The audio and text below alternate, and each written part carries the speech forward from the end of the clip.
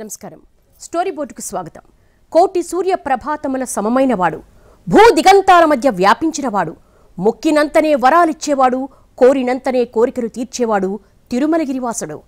ఎవరినైతే క్షణకాలం దర్శించుకున్నా జన్మ ధన్యమైనట్లు భావిస్తామో, ఎవరి దర్శనంతో సకల పాపాలు హరించుకుపోతాయని నమ్ముతామో, ఆ అఖిలాండ కోటి బ్రహ్మాండ నాయకుడు దివ్య మంగళ స్వరూపుడై రకరకాల రూపాల్లో తనకిష్టమైన వాహనాలపై ఊరేగుతూ అభయాన్ని ప్రసాదిస్తుంటే ఆ భాగ్యాన్ని వర్ణించతరమా? కేవలం బ్రహ్మోత్సవాలకు మాత్రమే ఆవిష్కృతమయ్యే అద్భుత దృశ్యమిది. సాక్షాత్తు ఆ బ్రహ్మదేవుడే శ్రీవారికి నిర్వహించే ఉత్సవాలుగా పేరుగాంచిన బ్రహ్మోత్సవాలు అంగరంగ వైభవంగా నిర్వహించేందుకు టీటీడీ సర్వం సిద్ధం చేసింది. బుధవారం నుంచి అక్టోబర్ 2వ తేదీ వరకు 9 రోజుల పాటు సాలకట్ల బ్రహ్మోత్సవాలు వైభవోపేతంగా జరగబోతున్నాయి. ఇప్పటికే బ్రహ్మోత్సవాల కోసం తిరుమల సర్వాంగ సుందరంగా ముస్తాబైంది. నిత్య కళ్యాణం పచ్చతోరణంగా భాసిల్లే క్షేత్రం తిరుమల. తిరుమల క్షేత్రంలో ప్రతి నిత్యం నిత్యోత్సవాలు, ప్రతి వారం వారోత్సవాలు, ప్రతి మాసం మాసోత్సవాలు నిర్వహిస్తూనే ఉంటారు. స్వామివారికి సుప్రభాతం, తోమాల సేవ, అర్చన, కళ్యాణోత్సవం, డోలోత్సవం, ఏకాంత సేవ వంటి నిత్యోత్సవాలు, విశేష పూజ, అష్టదళ పాదపద్మారాధన, సహస్ర కలశాభిషేకం, తిరుప్పావడ, పూలంగి సేవ, శుక్రవారాభిషేకం వంటి వారోత్సవాలు, పుష్పయాగం, పవిత్రోత్సవం, ఆణివార ఆస్థానం, వసంతోత్సవం, జ్యేష్ఠాభిషేకం, పార్వేటి ఉత్సవం, ప్రణయకలహ మహోత్సవం, పద్మావతి పరిణయోత్సవం ఇటువంటి వార్షికోత్సవాలను ఘనంగా నిర్వహిస్తోంది టీటీడీ. ఏడాది పొడవునా శ్రీవారికి ఎన్నో ఉత్సవాలు, ఊరేగింపులు నిర్వహించిన ఏడాదికోసారి జరిగే బ్రహ్మోత్సవాలకు ఆ ప్రత్యేకతే వేరు. కలియుగ వైకుంఠంగా భాసిల్లే వెంకటాద్రిపై అఖిలాండకోటి బ్రహ్మాండ నాయకుడైన వెంకటేశ్వర స్వామి అవతరించి నిత్యం భక్తులకు దర్శనమిస్తూ వారిని తరింపచేస్తున్నాడు. శ్రీవారు వెంకటాద్రిపై అవతరించిన కన్యామాసంలో శ్రవణ నక్షత్రానికి ముగిసేలా నిర్వహించే ఈ 9 రోజుల ఉత్సవాలు ఎంతో విశిష్టత, ప్రాధాన్యత కలిగినవి. ఉత్సవం అంటే గొప్ప యజ్ఞమని అర్థం. యజ్ఞం పూర్తయింది అన్నదానికి సూచికగా యజ్ఞం చివరిలో యజమానికి అవభృత స్నానం చేయిస్తారు. అలాగే బ్రహ్మోత్సవాల సందర్భంగా ఉత్సవం చివరి రోజున శ్రీవారి ఆలయంలో చక్రస్నాన కార్యక్రమాన్ని నిర్వహిస్తున్నారు. అంటే బ్రహ్మోత్సవాలను శ్రీవారి ఆలయంలో ఒక యజ్ఞంగా నిర్వహిస్తున్నారు అర్చకులు. శ్రీ వెంకటేశ్వరుడు ఉత్సవప్రియుడు, అలంకారప్రియుడు, నైవేద్యప్రియుడు, భక్తజన వల్లభుడు. కోరిన వారి కొంగు బంగారమై కోరికలను ఈడేర్చే శ్రీ వెంకటేశ్వరుని వైభోగం నభూతో నభవిష్యతి.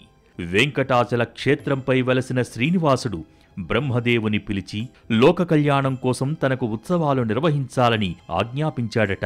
ఆయన ఆజ్ఞ ప్రకారం బ్రహ్మదేవుడు శ్రవణ నక్షత్రం నాటికి ముగిసేలా 9 రోజుల పాటు ఉత్సవాలు నిర్వహించాడట.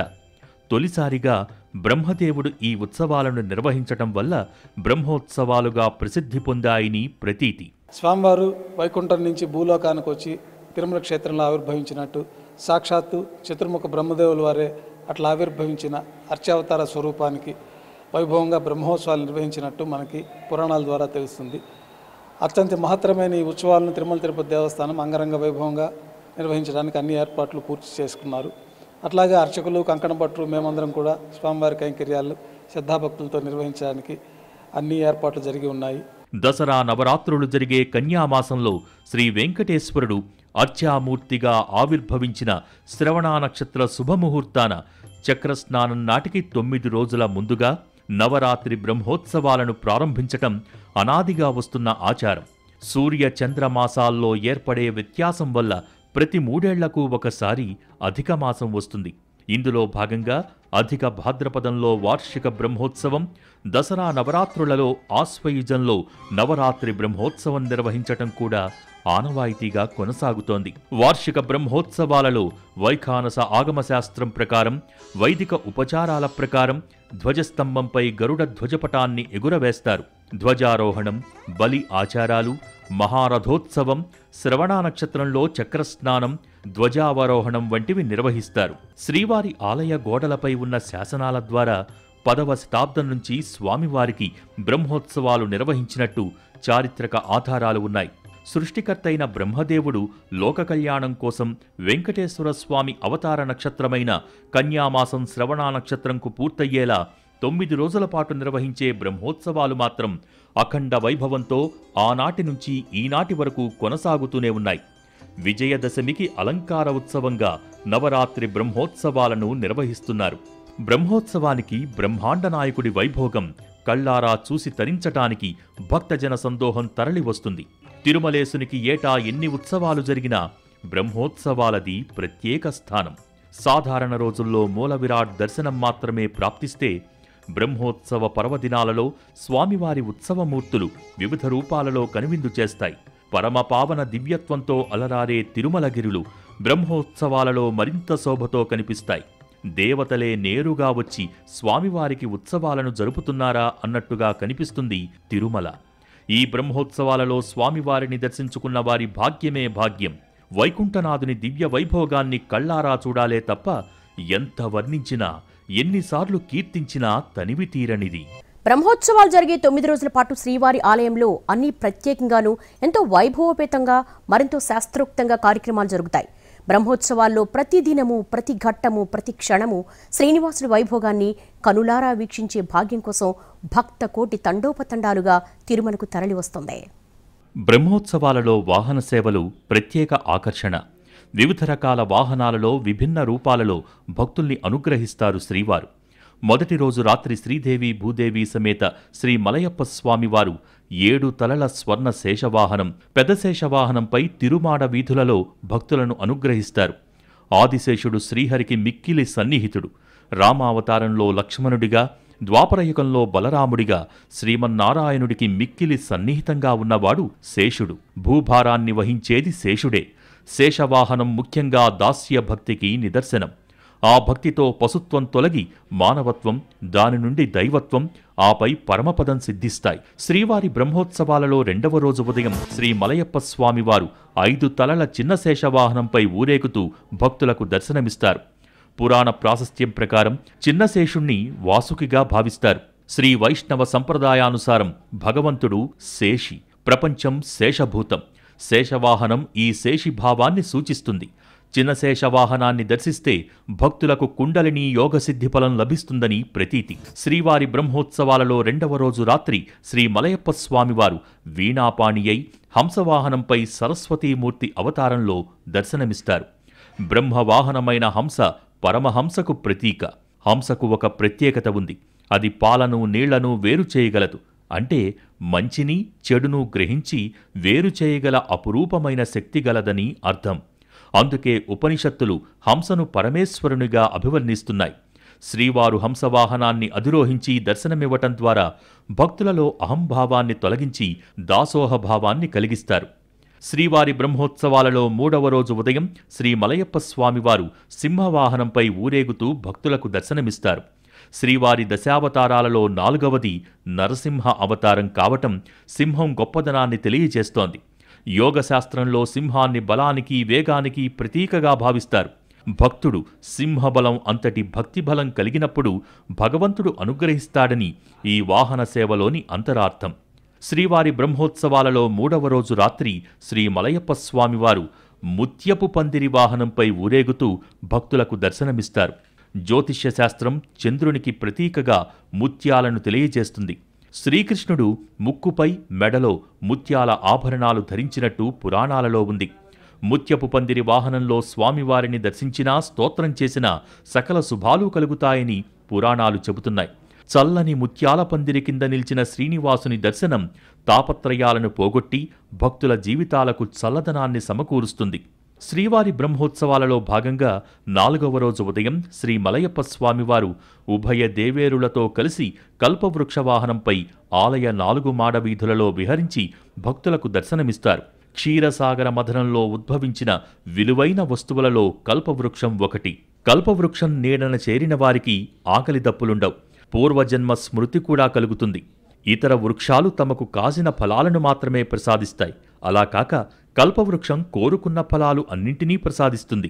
కల్పవృక్ష వాహన దర్శనం వల్ల కోరిన వరాలను శ్రీవారు అనుగ్రహిస్తారని భక్తుల విశ్వాసం.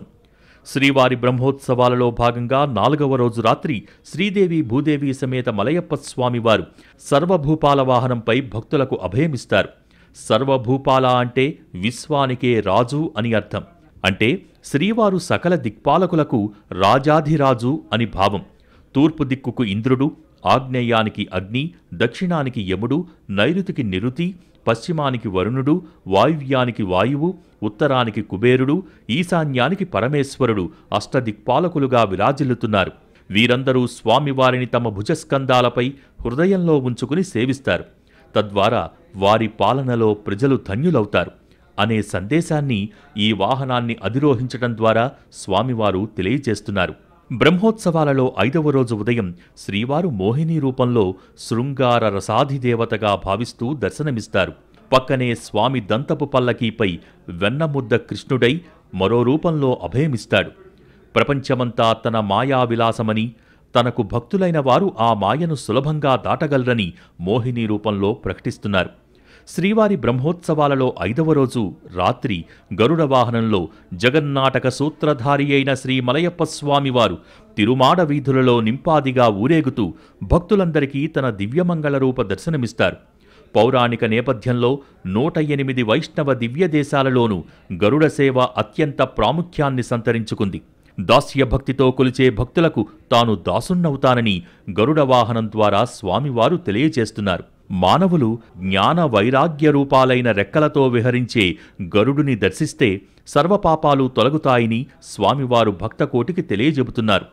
ఈ ఒక్క సేవలో స్వామి సరసన ఉభయదేవేరులు ఉండరు. అదే రోజు శ్రీవారి ఆలయానికి ఎదురుగా ఉన్న బేడి ఆంజనేయ స్వామి ఆలయం నుంచి రాష్ట్ర ప్రజల తరపున స్వామివారు నూతన వస్త్రాలు స్వీకరిస్తారు. వీటిని ముఖ్యమంత్రి స్వామివారికి సమర్పిస్తారు. శ్రీవారి బ్రహ్మోత్సవాలలో భాగంగా 6వ రోజు ఉదయం శేషాచలాధీశుడు రాముని అవతారంలో తన భక్తుడైన హనుమంతునిపై ఊరేగి భక్తులకు దర్శనమిస్తాడు. హనుమంతుడు భగవద్భక్తులలో అగ్రగణ్యుడు. గురు శిష్యులైన శ్రీరామ హనుమంతులు తత్వవివేచన తెలిసిన మహనీయులు కావున ఈ ఇరువురిని చూసిన వారికి వేదాల తత్వం అవగతమవుతుంది. శ్రీవారి బ్రహ్మోత్సవాలలో భాగంగా 6వ రోజు రాత్రి వెంకటాధీశుడు గజవాహనంపై తిరువీధులలో ఊరేగుతూ భక్తులకు అభయమిస్తాడు. శ్రీవారిని గజేంద్రుడు మోస్తున్నట్టు భక్తులు కూడా నిరంతరం శ్రీనివాసుని హృదయంలో పెట్టుకుని శరణాగతి చెందాలని ఈ వాహన సేవ ద్వారా తెలుస్తోంది. శ్రీవారి బ్రహ్మోత్సవాలలో 7వ రోజున ఉదయం సూర్యప్రభ వాహనంపై శ్రీమన్నారాయణుడు తిరుమాడ వీధులలో విహరిస్తూ భక్తులను కటాక్షిస్తారు. సూర్యుడు తేజోనిధి, సకల రోగ నివారకుడు, ప్రకృతికి చైతన్య ప్రదాత.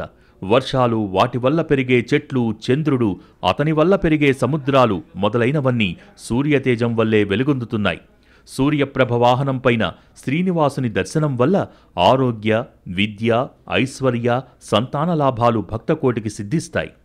శ్రీవారి బ్రహ్మోత్సవాలలో 7వ రోజు రాత్రి శ్రీ మలయప్ప స్వామివారు చంద్రప్రభ వాహనంపై విహరిస్తూ తన రాజసాన్ని భక్తులకు చూపుతారు. చంద్రుడు శివునికి శిరోభూషణమైతే ఇక్కడ శ్రీహరికి వాహనంగా ఉండటం విశేషం. చంద్రోదయం కాగానే కలువలు వికసిస్తాయి, సాగరుడు ఉప్పొంగుతాడు. చంద్రప్రభ వాహనంపై స్వామిని చూడగానే భక్తుల మనస్సు ఉప్పొంగుతుంది. భక్తుల కళ్ళు విప్పారతాయి, హృదయాలలో ఆనందం ఉప్పొంగుతుంది. ఆధ్యాత్మిక, అధిభౌతిక, అధిదైవికమనే 3 తాపాలను ఇది నివారిస్తుంది. గుర్రాల వంటి ఇంద్రియాలను మనస్సు అనే కళ్ళెంతో అదుపు చేసే విధంగానే రథం వంటి శరీరాన్ని రౌతైన ఆత్మ ద్వారా అదుపు చేయాలని తత్వజ్ఞానాన్ని స్వామివారు 8వ రోజు ఉదయం తన రథోత్సవం ద్వారా తెలియచేస్తారు. స్వామివారి రథసేవలో పాల్గొన్నవారికి పునర్జన్మ ఉండదని భక్తుల విశ్వాసం. శ్రీవారి బ్రహ్మోత్సవాలలో 8వ రోజు రాత్రి శ్రీ మలయప్ప స్వామివారు అశ్వవాహనంపై విహరించి భక్తులను అనుగ్రహిస్తారు. ఉపనిషత్తులు ఇంద్రియాలను గుర్రాలుగా వర్ణిస్తున్నాయి. ఆ గుర్రాలను అధిరోహించిన పరమాత్మ ఇంద్రియాలను నియమించే నియామకుడు అని కృష్ణ యజుర్వేదం తెలుపుతోంది. స్వామి అశ్వవాహనారూఢుడై కల్కి అవతారంలో తన స్వరూపాన్ని ప్రకటిస్తూ భక్తులను కలిదోషాలకు దూరంగా ఉండాలని తన అవతారంతో ప్రబోధిస్తున్నారు. శ్రీవారి బ్రహ్మోత్సవాలలో చివరిదైన 9వ రోజు ఉదయం చక్రస్నానం వేడుకగా జరుగుతుంది. చక్రస్నానం యజ్ఞాంతంలో ఆచరించే అవభృత స్నానమే. ముందుగా ఉభయ దేవేరులతో కలిసి శ్రీవారి సరసన ఉన్న చక్రతాళ్వారులకు పాలు, పెరుగు, నెయ్యి, తేనె, చందనంతో అర్చకులు అభిషేకం చేస్తారు. ఈ అభిషేక కైంకర్యాన్ని అందుకుని చక్రతాళ్వార్ ప్రసన్నుడవుతాడు. చక్రస్నానం సమయంలో అధికారులు, భక్తులు అందరూ పుష్కరిణిలో స్నానం చేసి యజ్ఞఫలాన్ని పొందుతారు. నిత్య శోభితుడైన శ్రీనివాసుని 9 వాహనాల మీద కనులారా వీక్షించడమంటే భక్తులకు కోటి వరాలు పొందినంత ఆనందం. అందుకే స్వామివారి బ్రహ్మోత్సవాలకు ఎక్కడెక్కడి నుంచో భక్తకోటి తరలి వస్తుంది. ఈ ఉత్సవాలు జరిగిన 9 రోజులు తిరుమల భక్త పరమాణువులతో నిండిపోతుంది. నానా దిక్కులెల్ల నరులెల్లా వానలలోనే ఒత్తురు కదిలి అంటూ పదకవితా పితామహుడు అన్నమయ్య వర్ణించినట్టు ఆద్యంతం సప్తవర్ణ శోభితంగా సాగే ఈ ఉత్సవాలు భక్తకోటికి పరమానందాన్ని కలిగిస్తాయి. బ్రహ్మోత్సవాల ప్రారంభం నుంచి ముగింపు వరకు ప్రతిరోజు కొత్తగా కనిపిస్తుంది తిరుమల. నవదినాలు, నవబ్రహ్మలు, నవాహ్నిక దీక్షలతో సప్తగిరి సువర్ణ కాంతులీనుతుంది. సకల వాహనాలపై కమలనాభుని దివ్య దర్శనంతో భక్తులు పులకించిపోతారు. శ్రీవారి వార్షిక బ్రహ్మోత్సవాల సందర్భంగా సామాన్య భక్తులకు టీటీడీ ప్రాధాన్యత ఇస్తోంది. మూలమూర్తితో పాటు వాహన సేవలు తిలకించేందుకు లక్షలాది మంది భక్తులు తిరుమలకు తరలి వస్తూ ఉండడంతో అందుకు అనుగుణంగా టీటీడీ ఏర్పాట్లు చేసింది. 9 రోజుల పాటు సిఫార్సు లేఖలపై జారీ చేసే వీఐపీ బ్రేక్ దర్శనాలను పూర్తిగా రద్దు చేసింది. బ్రహ్మోత్సవాల సమయంలో సామాన్య భక్తులు ఇబ్బందులు పడకుండా టీటీడీ ప్రత్యేక ఏర్పాట్లు చేసింది. ఈ 9 రోజులు ప్రోటోకాల్ పరిధిలో ఉన్న వ్యక్తులు స్వయంగా విచ్చేస్తేనే దర్శనానికి అనుమతిస్తామని ప్రకటించింది. ఇక బ్రహ్మోత్సవాలలో ప్రధాన ఘట్టమైన గరుడ వాహన సేవ రోజున ప్రోటోకాల్ పరిధిలో ఉన్న వ్యక్తులకు కూడా బ్రేక్ దర్శనాన్ని రద్దు చేసింది టీటీడీ. స్వామివారికి ప్రతి నిత్యం నిర్వహించే ఆర్జిత సేవలను రద్దు చేసి నిత్య సేవలను ఏకాంతంగా నిర్వహించేలా ఏర్పాట్లు జరిగాయి. ప్రత్యేక దర్శనాలైన వయోవృద్ధులు, వికలాంగుల దర్శనాలు, అంగప్రదక్షిణ దర్శనాలను, చంటిబిడ్డల తల్లిదండ్రుల దర్శనాలను పూర్తిగా రద్దు చేసింది. సర్వదర్శనం భక్తులకు సంబంధించి ప్రతినిత్యం తిరుపతిలో 25,000 టోకెన్లు జారీ చేయనుండగా గరుడ సేవ రోజున మాత్రం రద్దు చేసింది.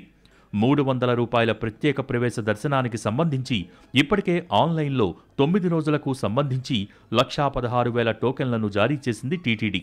దీంతో టోకెన్ లేని భక్తులు నేరుగా వైకుంఠం క్యూ కాంప్లెక్స్ వద్దకు చేరుకుంటే వారిని దర్శనానికి అనుమతించనున్నారు. స్వామివారి దర్శనంకి వచ్చేటప్పుడు మూలవర్ల దర్శనానికి కూడా ఇబ్బంది ఉండొద్దు అనే ఉద్దేశంతో కొన్ని నిర్ణయాలు తీసుకున్నాం. ఈ ప్రత్యేకమైనటువంటి దర్శనాలు ఏదైతే చంటి పిల్లలు వాళ్ళ తల్లిదండ్రులకి, అదేవిధంగా వృద్ధులకి, దివ్యాంగులకి ఏదైతే మనం రోజువారీగా ఇచ్చేటువంటి పరిస్థితి ఉందో అవి 9 రోజుల పాటు అవి ఇవ్వలేము. కాబట్టి వారందరినీ కూడా రిక్వెస్ట్ చేశాము, మీరు బ్రహ్మోత్సవం ముందు కానీ తర్వాత కానీ వస్తే ఎక్కడ కూడా ఇబ్బంది లేకుండా స్వామివారి దర్శించుకునే అవకాశం లభిస్తుందని విజ్ఞప్తి చేశాం. అదేవిధంగా ఈ టోకన్ సిస్టమ్స్ గరుడ సేవ నాడు ప్రత్యేకంగా మనం ఈ ఎస్ఎస్డి టోకన్స్ ఇవన్నీ కూడా ఇవ్వడం జరగదు అని చెప్పేసి భక్తులు అందరూ కూడా తెలియజేశారు. ఇక లడ్డూ ప్రసాదాలకు సంబంధించి ప్రతి నిత్యం 4 లక్షల లడ్డూలు తయారు చేసేలా బఫర్ స్టాక్ కింద 8 లక్షల లడ్డూలను నిల్వ ఉంచేలా ఏర్పాట్లు చేశారు. వసతి గదులకు సంబంధించి పరిమిత సంఖ్యలోనే తిరుమలలో వసతి గదులు ఉండటంతో సిఫార్సు లేఖలపై గదులు కేటాయింపు విధానాన్ని పూర్తిగా రద్దు చేసి ముందు వచ్చిన వారికి ముందు ప్రాతిపదికన వసతి గదులు కేటాయింపు జరుపుతారు. ఇక స్వామివారి వాహన సేవలను తిలకించే మాడవీధులలో ఉన్న గ్యాలరీలలో నిత్యం 2 లక్షల మంది భక్తులు స్వామివారి వాహన సేవను ప్రత్యక్షంగా తిలకించేలా ఏర్పాట్లు చేశారు. మాడవీధులకు చేరుకోలేని భక్తులు కూడా స్వామివారి వాహన సేవలను తిరుమలలో నుంచి వీక్షించేలా 36 ప్రాంతాలలో ఎల్ఈడి స్క్రీన్స్ను ఏర్పాటు చేశారు. ఇక గరుడ సేవ రోజున సుపథం, ఏటీసీ ప్రాంతం, మేదరమెట్ట, అన్నప్రసాద సముదాయం ఈ 4 ప్రాంతాలలో ప్రత్యేక క్యూలైన్స్ ఏర్పాటు చేశారు. ఒక్కో ప్రాంతంలో 10,000 మంది భక్తులను క్యూలైన్ ద్వారా స్వామివారి వాహన సేవను తిలకించేందుకు అనుమతించేలా ఏర్పాట్లు చేశారు. ఇక స్వామివారి ఆలయం ముందు ఉన్న ప్రాంతంలో కూడా గ్యాలరీలను రీఫిల్లింగ్ విధానంలో మరో 25,000 మంది భక్తులను అనుమతించేలా ఏర్పాట్లు చేశారు. ఇలా 3 లక్షల మంది భక్తులు స్వామివారి గరుడ వాహన సేవను ప్రత్యక్షంగా తిలకించేందుకు ఏర్పాట్లు చేశారు. మాడవీధులలో వేచి ఉన్న భక్తులను ఆకర్షించేలా 28 రాష్ట్రాల నుంచి విచ్చేసిన 280 కళాబృందాల ప్రదర్శనలు ఏర్పాటు చేశారు. తిరుమల మొత్తం దేదీప్యమానంగా ఇలవైకుంఠాన్ని తలపించేలా విద్యుత్ దీపాలంకరణ భక్తులను విశేషంగా ఆకట్టుకోనుంది. మరోవైపు 4 యుగాలకు ప్రతీకగా కళాకృతులతో ఫలపుష్ప ప్రదర్శనశాలను ఏర్పాటు చేశారు. భద్రతాపరంగానూ కట్టుదిట్టమైన భద్రతా చర్యల్ని టీటీడీ చేపట్టింది.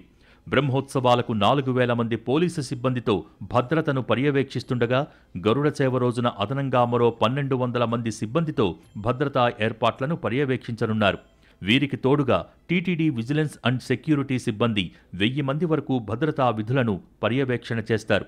తిరుమల మొత్తం ఉన్న 2700 సీసీ కెమెరాలను ఇప్పటికే కమాండ్ కంట్రోల్ రూమ్కు అనుసంధానం చేసి ప్రతి ఒక్కరి కదలికలపై పరిశీలన ఉంచేలా ఏర్పాట్లు చేయగా అదనంగా బాడీ కెమెరాలతో పాటు ఫింగర్ ప్రింట్ యాప్ను వినియోగిస్తూ అనుమానితులను గుర్తించే ఏర్పాట్లు చేస్తున్నారు పోలీసులు. చిన్నపిల్లలకు, వృద్ధులకు తప్పనిసరిగా జియో ట్యాగ్ కట్టే కౌంటర్స్ను పలు ప్రాంతాలలో ఏర్పాటు చేస్తున్నారు. ఇక 4 మాడవీధులలోకి చేరుకునే గ్యాలరీలకు సంబంధించి వేరువేరుగా ఎంట్రీ, ఎగ్జిట్ పాయింట్స్ను ఏర్పాటు చేశారు. బ్రహ్మోత్సవాలు ముగిసే వరకు 2 ఘాట్ రోడ్లలో తిరుమల పరిసర ప్రాంతాలన్నీ గ్రేహౌండ్స్, స్పెషల్ పార్టీ పోలీసులతో నిరంతరం తనిఖీలు జరిపేలా ఏర్పాట్లు చేయగా ఆక్టోపస్ బలగాలతో ప్రత్యేక నిఘా ఉండేలా ఏర్పాటు చేస్తున్నారు. మరోవైపు ట్రాఫిక్ పరంగా కూడా ఎలాంటి ఇబ్బందులు తలెత్తకుండా ముందస్తు జాగ్రత్తలు తీసుకుంటున్నారు పోలీసులు. తిరుమలలో 4000 వాహనాలు పార్కింగ్ చేసుకునే సౌలభ్యం ఉండటంతో వాహనదారులకు ముందుగానే రూట్ ప్లాన్ ఇస్తూ అటుపై వచ్చే వాహనాలను తిరుపతిలోనే నియంత్రించేలా ఏర్పాట్లు చేస్తున్నారు. ప్రధానంగా గరుడ సేవ రోజున ద్విచక్ర వాహనాలను తిరుమలకు అనుమతించకుండా నియంత్రణ విధించింది టీటీడీ. ఇలా స్వామివారి బ్రహ్మోత్సవాల సందర్భంగా భక్తులకు ఎలాంటి ఇబ్బందులు తలెత్తకుండా అంగరంగ వైభవంగా నిర్వహించేందుకు సర్వం సిద్ధం చేసింది టీటీడీ. విద్యుత్ సౌకర్యం లేని రోజుల్లో కాకడాల వెలుగుల్లో బ్రహ్మోత్సవాలు నిర్వహించేవారు. ఇప్పుడు విద్యుత్ దీప కాంతులతో తిరుమల శోభిల్లుతున్నా ఉత్సవాలలో కాగడాల వినియోగం మాత్రం కొనసాగుతోంది. పగటి వేళలో ఉత్సవం జరిగినా కాగడాలు ఉండి తీరాల్సిందే. అప్పట్లో ఆలయం చుట్టూ ఉండే మాడవీధుల్లో స్థానికులు కైంకర్యం నిర్వహించేవారు. బ్రహ్మోత్సవాలంటే భక్తజనులకు పరమ పవిత్రమైనవి. అందుకే వాటిని అత్యంత భక్తి శ్రద్ధలతో నిర్వహిస్తారు. బ్రహ్మోత్సవాల సమయంలో ఆనంద నిలయాన్ని 3 సార్లు అలంకరిస్తారు. ఇందుకు ఒక్కోసారి 30 టన్నుల పుష్పాల్ని వినియోగిస్తారు. మామూలు ఉత్సవాలలో 12 రకాల పుష్పాలు వినియోగిస్తే బ్రహ్మోత్సవాలకు మాత్రం 18 రకాల పుష్పాలు వాడతారు. ఇలా బ్రహ్మోత్సవాలలో చేసే ప్రతి సేవ, ప్రతి అలంకరణ అన్నీ ప్రత్యేకమే. అందుకే బ్రహ్మోత్సవాల సమయంలో ఎలాగైనా స్వామి దర్శనం చేసుకోవాలని, ఉత్సవమూర్తుల్ని మనసారా దర్శించుకోవాలని భక్తులు ఆశిస్తారు.